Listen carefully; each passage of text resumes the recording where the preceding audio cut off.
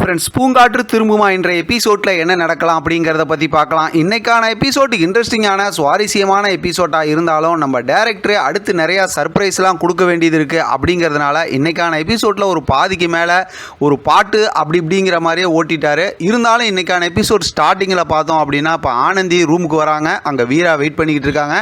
வரும்போதே ஆனந்தி அப்படியே ரொம்ப யோசனையோடு அப்படியே டல்லாக தான் வராங்க. வீரா வந்து பார்த்தோம் அப்படின்னா ஆனந்திக்கிட்ட இன்றைக்கி பேசுகிறதெல்லாம் கேட்கும்போது, இப்படிலாம் ஒரு கேரக்டர் உலகத்தில் தேவையா, அப்படிலாம் ஒரு கேரக்டர் உலகத்தில் இருப்பாங்களா அப்படிங்கிற மாதிரி தான் யோசிக்க தோணுது. ஏன்னா ஆனந்திக்கிட்ட அவ்வளோ இரிட்டேட் பண்ணுற மாதிரியும், இத்தனை நாளாக பார்த்தோம்னா நம்ம சைக்கோ மென்டல் அப்படி இப்படிங்கிற மாதிரி தான் ஏதோ ஒரு சில வார்த்தையை சொல்லி வீராவை திட்டிக்கிட்டு இருந்தோம். ஆனால் இன்றைக்கி என்ன வார்த்தை சொல்லி வீராவை திட்டுறதுன்னே தெரியல.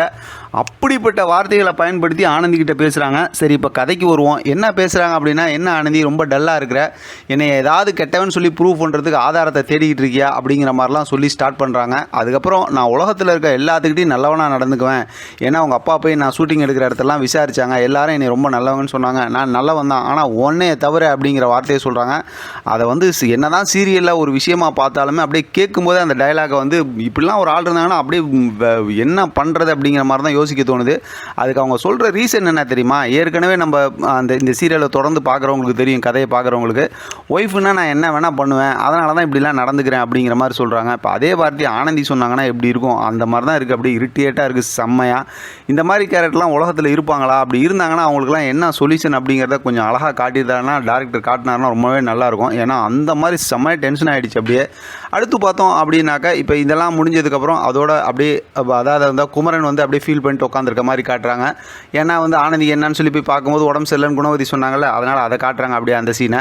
ஏன்னா இதை சம்மந்தமாக ரொம்ப நேரம் பேச வேணாம் அப்படிங்கிறனால தான் ஸ்கிப் பண்ணி இங்கே வந்துட்டேன். இங்கே பார்த்தோம் அப்படின்னா கோட்டி பக்கத்தில் வந்து இடிச்சிக்கிட்டு உட்கார்றாரு.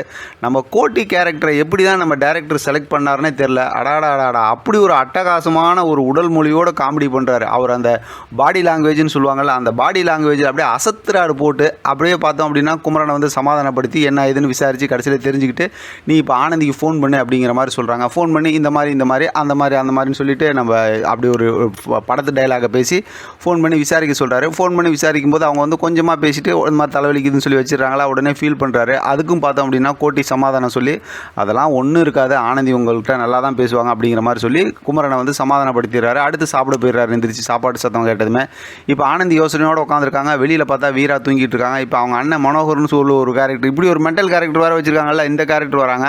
இவங்க வந்து ஆனந்திக்கு அட்வைஸ் பண்ணுறாங்க, இது முதல்ல அவர் கூட சேர்ந்து வாழ்கிறதுக்கு வழியை பாருன்னு. ஆனால் ஆனந்தி செம்மையாக பிடிச்சி மொக்க பண்ணி விட்டு அமுச்சு விட்றாங்க. உன்ட்ட நான் அட்வைஸ்லாம் கேட்கல, கேட்கும்போது கொடுத்துக்கலாம், நீ இடத்த காலி பண்ணு அப்படின்னு சொல்லி காத்து வரட்டும் அப்படின்னு அவங்க போயிடுறாங்க. அடுத்து பார்த்தோம் அப்படின்னா, இங்கே பட்டறையில் வந்து அதாவது தறிப்பட்டறையில் வந்து வேலை பார்த்துட்டு இருக்காரு குமரன். அந்த நேரத்தில் ரேடியோவில் பாட்டு ஓடிட்டுருக்கு.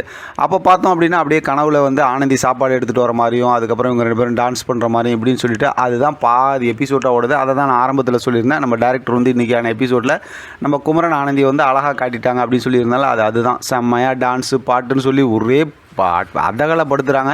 ஆனால் அடுத்து ஏதோ ஒரு அதிரடி ஆரம்பமாக போகுது. எனக்கு என்ன டவுட்டு அப்படின்னாக்கா, ஒருவேளை ஆனந்தி வந்து வீராவோட ஃபோனை எடுத்துருவாங்களோ, ஃபோன்லேருந்து எல்லா டீட்டெயிலும் எடுத்துருவாங்களோ அப்படிங்கிற மாதிரி தான் யோசிக்க தோணுது.